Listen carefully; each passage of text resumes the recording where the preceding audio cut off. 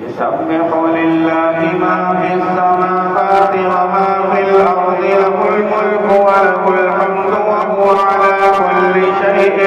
قدير هو الذي خلقكم فمنكم كافر ومنكم مؤمن والله بما تعملون بصير خلق السماوات والأرض بالحق وصوركم فأحسن صوركم وإليه المصير يعلم ما في السماوات والأرض ويعلم ما تسرون وما تعلنون والله عليم بذات الصدور ألم يأتكم نبأ الذين كفروا من قبل فذاقوا وبال أمرهم ولهم عذاب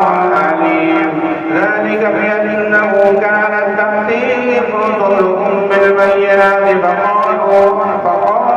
أبشر يهدوننا فكفروا وتولوا واستغنى الله والله غني حميد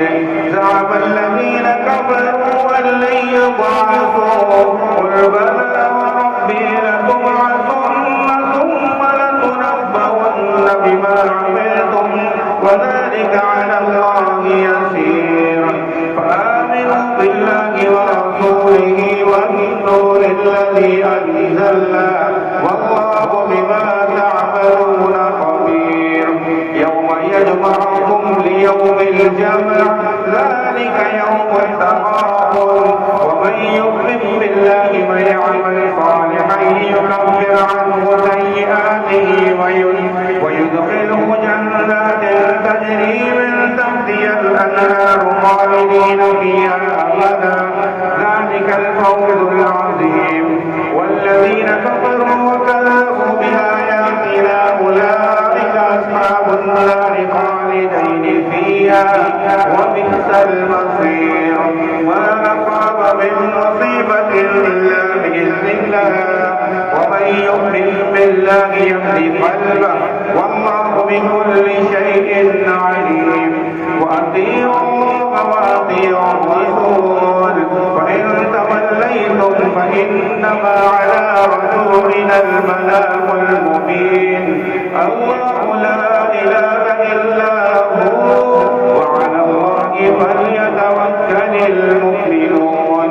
يا أيها الذين آمنوا إن من أزواجكم وأولادكم عدوا لكم فاحذروهم وإن تعفوا وتصفحوا وتغفروا فإن الله غفور رحيم إنما أموالكم وأولادكم فتنة والله عنده أجر عظيم فاتقوا الله ما استطعتم واسمعوا وأطيعوا وأنفقوا خيرا لأنفسكم ومن يوق شح نفسه فأولئك هم المفلحون إن تقرضوا